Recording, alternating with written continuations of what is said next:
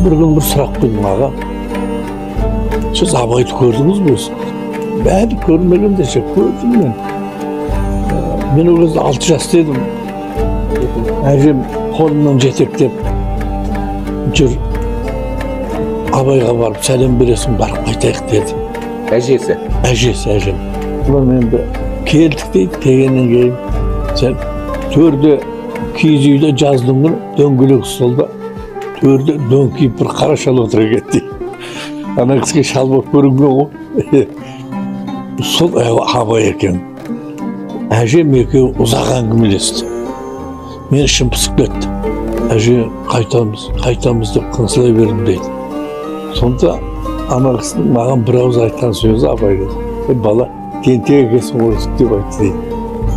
Абайды бар көргенім де білгенім де осы тіршілігінде деп сондайды айтып жатыр.